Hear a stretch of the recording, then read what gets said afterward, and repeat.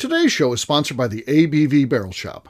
The ABV Barrel Shop is located in the St. Louis metro community of Arnold, Missouri. The ABV Barrel Shop is focused on one thing, single barrels. Best of all, you can try before you buy. Head over to abvbarrelshop.com to sign up for their email and text distribution so you know what they have in stock, what classes are coming up, and who from the industry may be coming in to visit. The ABV Barrel Shop. It's where single barrels live. We are also sponsored by the Bar to Go.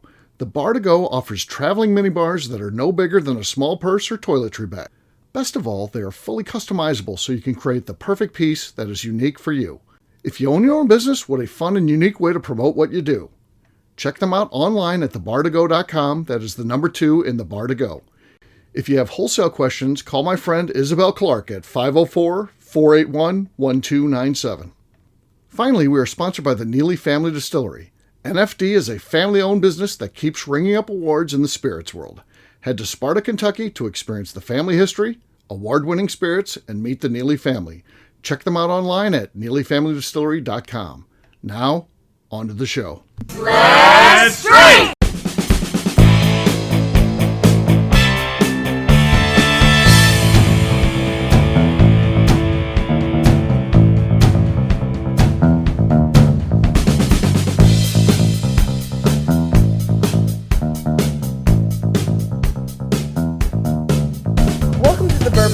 The podcast about everything bourbon delivered to you every day of the week.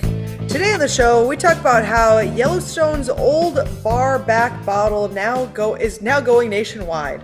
My name is Miss Becca Sue. Please join me welcoming my co-host Steve Akeley, as well as our special guests Justine Mays, Katie Joyce, and Matt Welch. Matt, what's going on?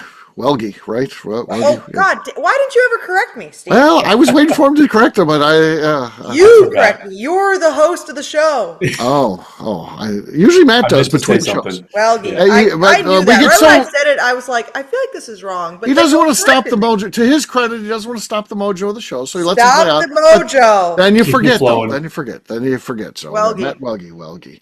So, but I don't think you're wrong either. I think it is Welge. He's just one of those. There's certain people pronounce their names wrong, including me. It could be. Blame the first Welge that came across. Or the first Welge that came across. He didn't. Or just the person working the system too. Yeah. Because you check in at Ellis Island, and it's left to them just to spell it however they think, and they might have done you a disservice there. So they put two E's on there, right? Or Wellge.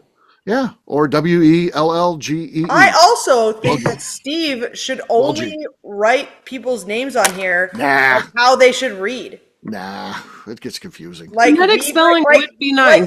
Like Weebrink, Steve should have put on there WEE.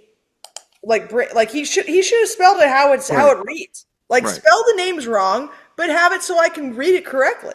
Sure. I do that sometimes. You should only do that. I thought we were past that with Matt. Matt just did it for you. Huh? Matt just did on it for you. Yeah. Well, on the screen. Exactly. Only do that because I'm only so smart. Okay. There you go. It's not that big of a deal. Not that big of a deal. This is now.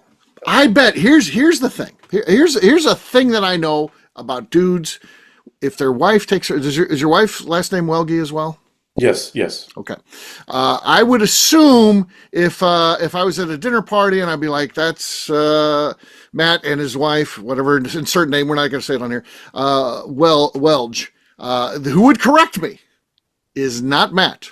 Who would correct me is his wife. And I know this because I see it in my own life. My name is pronounced wrong 99% of the time, and I never say a thing. I've never corrected anybody if they say my name wrong because I don't really care.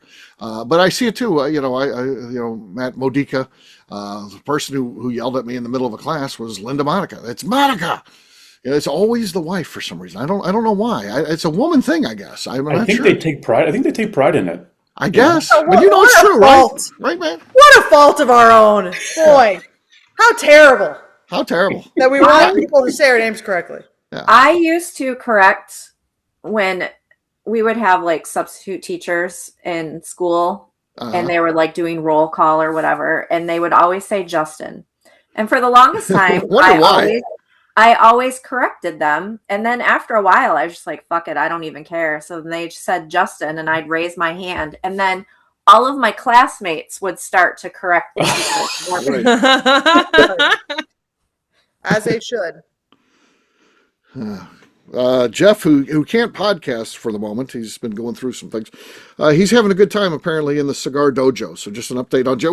Because we're small talk, we're going to be doing a little update on someone. There's an update on Jeff. So he, the bonus thrown one. He's doing well. He's smoking cigars and. All right. Well. Cheers to Jeff. Yeah. Cheers to Jeff. I'll say. All right. He can't drink, but he can smoke. Apparently, he can smoke still. So yeah. So he's smoking. So yeah. He's happy. Wanted to give you guys an update on our friend Jim Gokin because he hasn't been on, and everybody likes Jim, and he retired, as we know. Jimmy Big Hands. Jimmy Big Hands. He's living his dream. He wants to winter in South Texas, like South Padre, or whatever, I think. And of course, he's big into camping and stuff like that. He has an RV that he pulls behind the truck. So, what's that? Pissing in the stream. Pissing in the stream. Well, raising your hand when you piss in the stream, though. You don't just piss in the stream. You raise your hand so people know, so they don't actually walk through that. He is. I understand. One of his best friends came in, and husband and wife, and the wife of that duo just retired, so they came in to celebrate at the shop. And I said, "Well, how's Jim doing? This is his first year doing this retirement thing, and apparently, like his in-laws go there, and his two brothers go there, so it's like a family thing. And of course, he's in his element. And they said, well, he's having a great time. I've even invited him to podcast, and here's what happens: I'll invite him to a podcast, 10 days before the first show is supposed to drop. And, I don't hear anything from him till like the day before we're supposed to podcast. And then I'll be like, yeah, I'm in. And I'll be like, I already found a substitute because you never responded to me. So he's too busy down there in his retirement, just having fun. But, I hear of this RV park that he's in. He's the big bourbon guy. So everyone comes to him and asks him bourbon questions and stuff like that. And he pours and he educates every night around a campfire and stuff. And, oh boy! Oh, can you imagine? Can't wait to get him back. Check out the big brain on Big Hands. Yeah. Oh yeah. I can't even podcast from my fucking iPad whenever he is going to be on because his head's going to be so fucking big. Right. I want to say it's not going to fit on my fucking screen anymore. If bourbon knowledge was scored out of 1,000, everyone on this podcast here, I'm not going to go into individual scores, but everybody here is over 900. Jimmy Big Hands is probably in the 180 range, I would say, in terms of bourbon knowledge. I mean, he's the most knowledgeable guy. I should go down to that park. I'm thinking about driving down there, spending a week, and just taking the fucking thing over.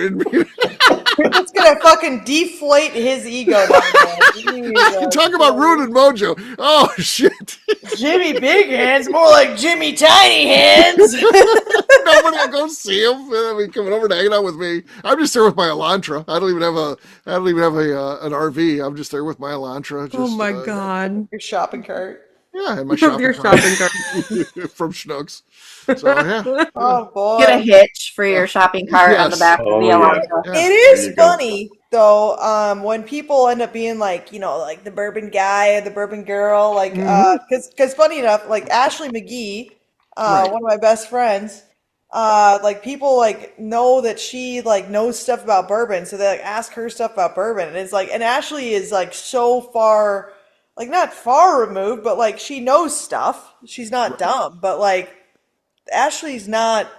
She's not the bourbon girl by any means. But you can she's see how people with the bourbon girl, so she's like one step removed from it, and so she's like they're like, oh, you're into bourbon, so she like knows enough to be dangerous, but she wouldn't win Bourbon Millionaire anytime soon. Right.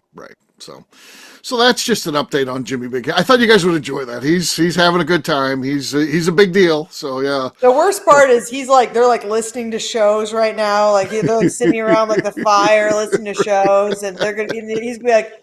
They're like, oh, let's listen. And then, oh, yeah, we're going to talk about Jim Gokin on this one. And he's like, oh, here we go, guys. Here's my co-workers. And we're like, he doesn't know shit.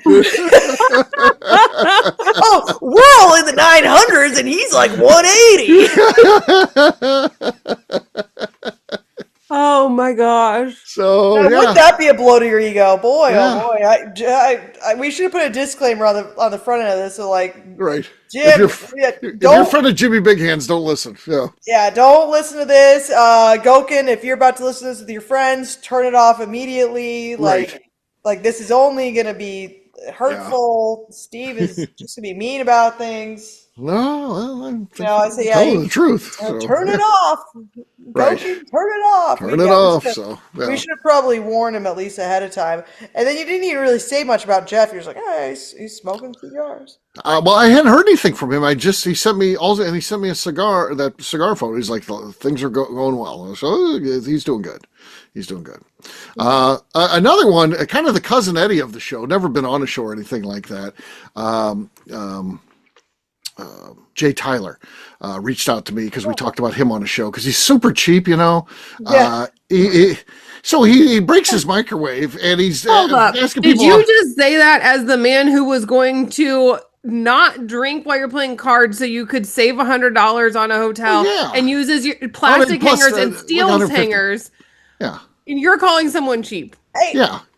I would get a microwave. It takes one to know one. I'd get a new microwave if I had microwave problems. I know that. I'm not going to be like, I think I can fix this. Jay's not buying a new microwave? No, he wants to find someone who can repair it because, he doesn't want to spend the $50 to get a new microwave. You know what? When we first moved into this house, because I dealt with only eating out of a microwave for so long, we didn't buy our microwave for our brand new home for about, I think it was like a year and a half. You're better off without a microwave, yes. Yeah, we didn't buy a microwave for a year and a half. I only heated stuff up on the stove or in the oven or on the grill. Teach them. McNew only has half a microwave because she doesn't know how to use the buttons. That's true. That's true. Yeah, so I didn't even use one. So, I mean, you know what, Jay? You don't fucking need one anyways. Yeah. You can survive. I did, but he's the cousin Eddie because even if you talk to him, he's like been out of work for like 80 years, but he's holding out for a management job, just like cousin Eddie. It's the most amazing thing. I mean, he's like, well, you know, I'm like, you can't find a job, and he's like, well, don't you dog on Jay. Jay is the nicest guy. Yeah, I have to like one of the nicest guys out there.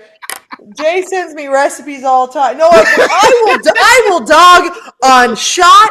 I will dog on Gokin. I will dog on fucking Darren, although now suddenly Darren can't fucking podcast with me on Sundays anymore. Yeah, well, I will dog on. You're not going to catch me dogging on Jay. Jay's been absolutely the nicest person to me forever. Darren's like the worst case scenario, and this is what happens in this thing. So Darren gets a girlfriend, and I can't believe he still has a fucking girlfriend. Oh, no, wait for the story here. So Darren gets a girlfriend.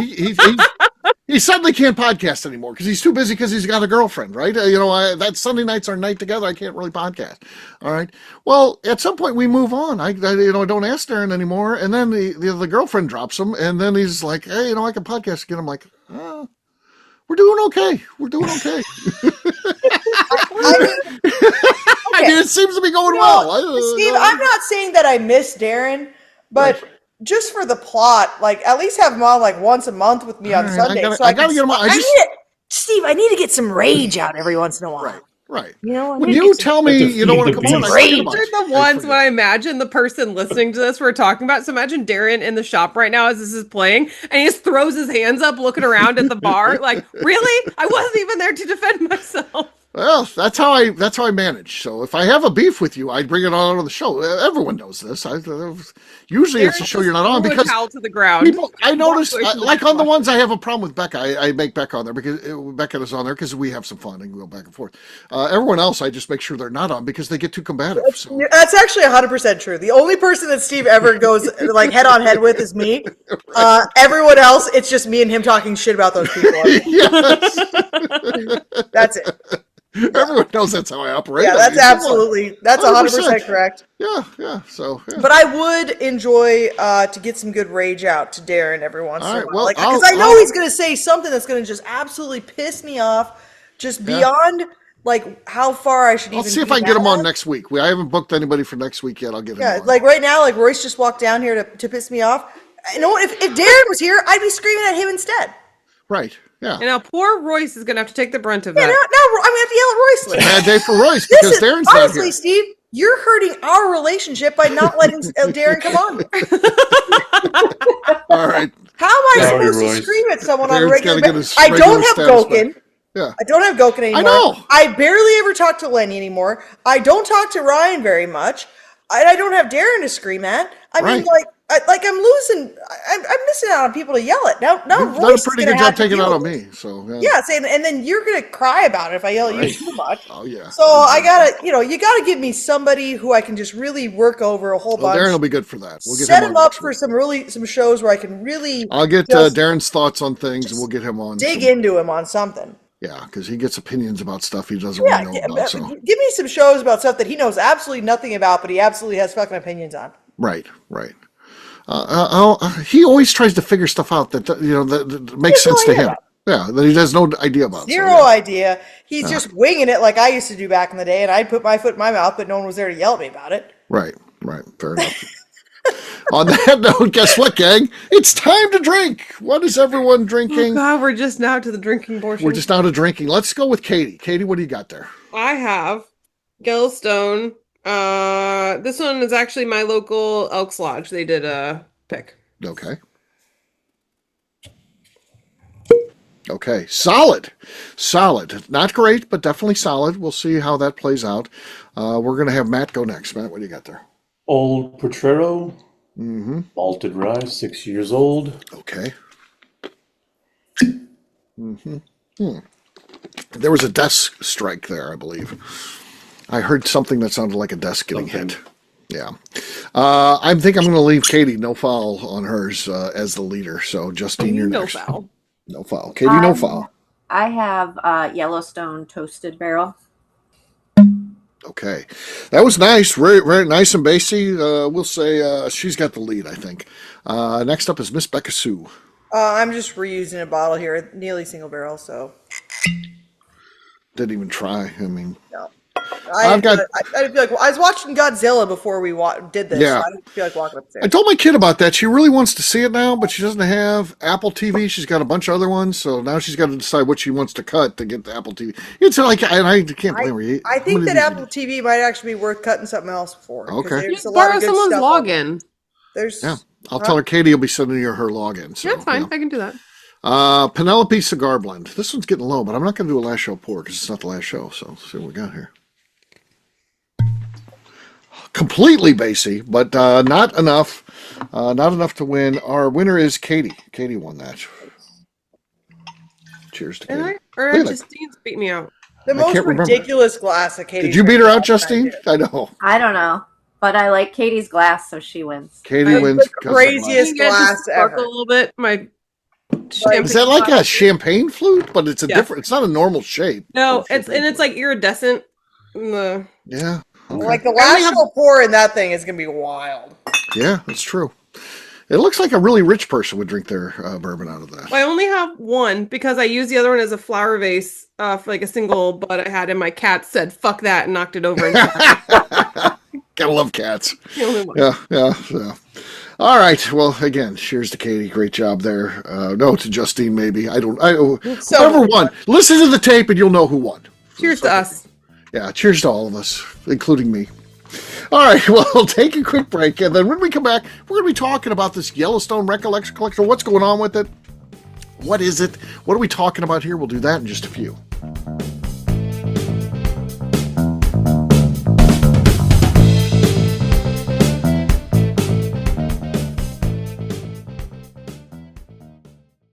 Okay, let's talk about the people that make these shows happen. First up is the Stave and Thief Society.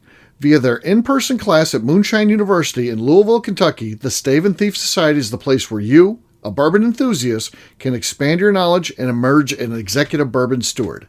In 2017, I completed my executive bourbon steward certification. It's the most comprehensive bourbon certification available and connects you with an expansive network of bourbon enthusiasts and professionals. Check out the full listing of in-person and online certifications and join the society today by enrolling at staveandthief.com. Speaking of Executive Bourbon Steward certification, the ABV Barrel Shop in St. Louis, Missouri has developed a unique partnership with the Stave and Thief Society to offer a preparatory class to assist you in getting your Executive Bourbon Steward certification. This prep class costs only $25 and is available to take live or online via Zoom. Graduates of our class receive a coupon code good for 15% off your Executive Bourbon Steward certification held in Louisville, Kentucky. This saves you almost $90. Additionally, you can collaborate with fellow attendees to split travel costs when you go to Louisville. If you're interested in signing up for the class, simply head over to abvbarrelshop.com and check out the classes and events page. Last but not least, we are sponsored by Neely Family Distillery. Royce Neely is the 11th generation distiller in one of America's oldest distilling families. A visit to Neely Family Distillery takes you through family history, where you can see all the artifacts and newspaper clippings through the years from this family that started distilling in America after James Neely arrived from Northern Ireland in 1740. Today, Royce Neely and his team are crafting some of the best spirits in America. Their bourbon and absinthe offerings keep winning top honors in the spirits competitions. Recently, their absinthe made history as the first platinum winner in the absinthe category at the San Francisco Spirits Competition. Neely Family Distillery is definitely a bucket list destination if you are a bourbon fan. Learn more about their spirit offerings, visiting their facility, and the awards they have collected over at NeelyFamilyDistillery.com. And now, back to the show.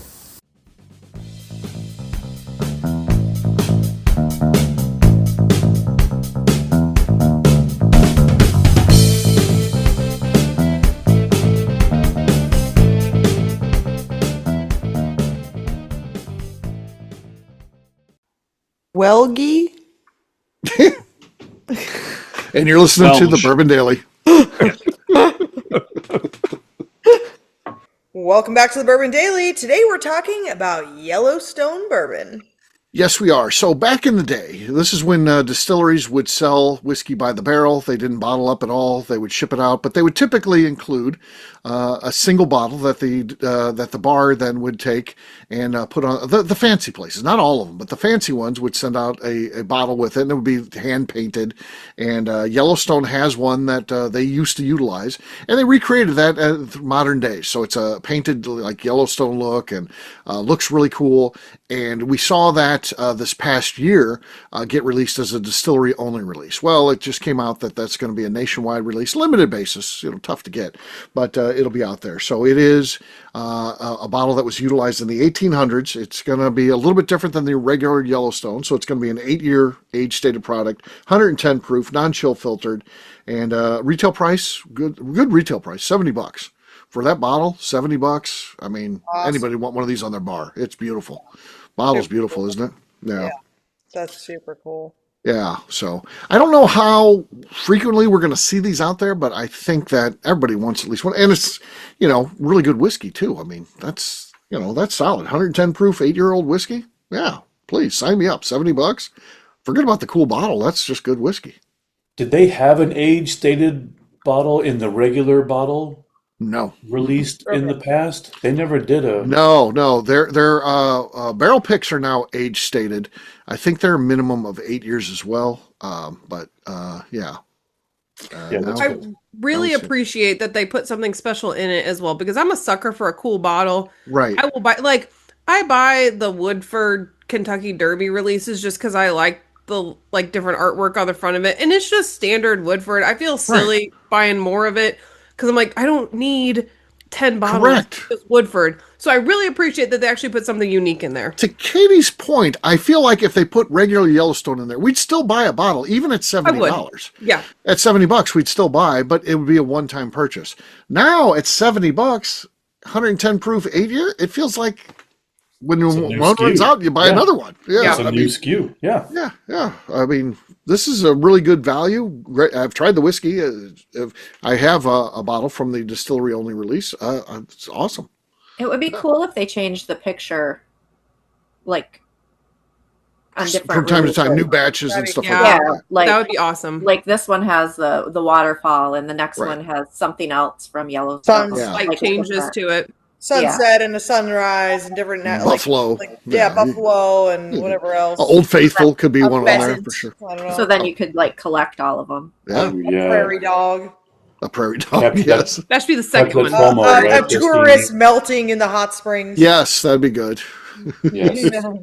There's options. A tourist getting gored by a buffalo. I mean, there's a lot of options there. There could be a whole line of like stickers you put on these. Like they put a buffalo and then you put like a person being speared and like flying off. All the horrific things that happen to tourists in Yellowstone National Park because they don't read the signs are actually insane because buffalo are not nice. No, they're not nice. No. And also signs and then just don't pay attention. Like don't listen to like people walking off of the walkways and falling into the acidic hot springs that melt your body within like a minute. Thinning the herd. Yeah, those are always like. I mean, I don't know how much you guys actually. I don't know if you guys always heard about those growing up, but like we're kind of close to Yellowstone in North Dakota, and so we'd hear about that stuff all the time, and it was people do that shit. It's like, God damn. Yeah.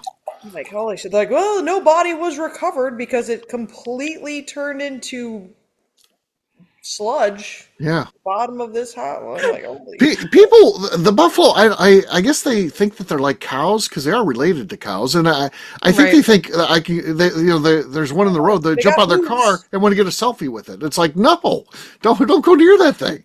They're mean and they're fast. So if you decide you're going to then run, they are fast. They are fast. They can catch you. Yeah. I think the meanest though out of all the hooved wild animals in North America though are moose. Oh yeah, for sure. Moose. People, I mean, I see why you want to go stand by a moose because they're huge. So it's kind of cool.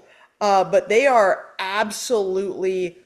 There's so. I mean, you see these videos of people like walking out on their front porch, and there's one like right out there and like chasing after their dog and all that. They look serene if you just see them outside your window, though. They're not beautiful animals. If you've never been around a moose though before or seen one, like they are like it's actually insane how big a moose is, and buffalo are also huge. They'll push you over. I mean, moose will literally just they'll crush you to death. Yep. Yeah. So they're go ahead. Have the long legs. I feel like I think the bison are a little lower to the ground. Yeah, they're fast, but I'm not like when we were in South Dakota. I did get in the bed of the truck, like when they were like walking by, and I felt pretty safe still. I wasn't too worried about them like trying to jump up on the truck. Right. I would not do that with a moose. Right. Like their legs are way too long. I could see them just rearing up and just donkey kicking someone. After this podcast, go and look up the size of a moose walking down the road, and you'll go, holy fuck, I did not realize they were that big. Yeah, they're huge for sure. Well, there you go. Nice, fun, exciting offering from Yellowstone and pretty cool stuff. So there you go. Good. Look for it coming to you at some point. Nationwide distribution on this one. It's rolling out, so I can't say it's hit your market yet, so get ready for it, though. Pretty cool. Yep. Matt, how about you? Where can people find you? You can find me across all socials at Whiskey Tequila Fridays Podcast. All right, Katie. You can find me, was it Katie No Foul? Yeah, over on Instagram at Katie Proof. All right. Justine. You can find me on Instagram at JA_Maze. Miss Becca Sue. You can find me on Twitter and on Instagram at Miss Becca Sue, 1K, no C's. All right, for me, I'm an easy guy to find at Steve Akeley, Twitter, Instagram, or Facebook. I've got a website, steveakeley.com. We've also got a company website, abvnetwork.com. Check that one out. All of our content is out there. And also come by and see me at the ABV Barrel Shop. We've got cool things going on. You can check that out as well as information about events and activities in our inventory over at abvbarrelshop.com. Miss Becca Sue, anything else to say before we get out of here? I'd just like to remind the audience to please give us a 5-star review that includes comments. It helps new people find the show, which is very important to us. If you like what we're doing, I ask you please head over to our Patreon page at patreon.com / the ABV Network.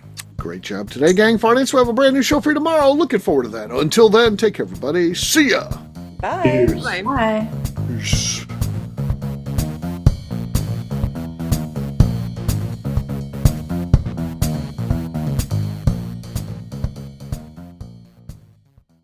Before we let you go, let's talk about one last thing. The ABV Barrel Shop in the St. Louis community of Arnold, Missouri. The ABV Barrel Shop is focused on a couple of things. First of all, single barrels.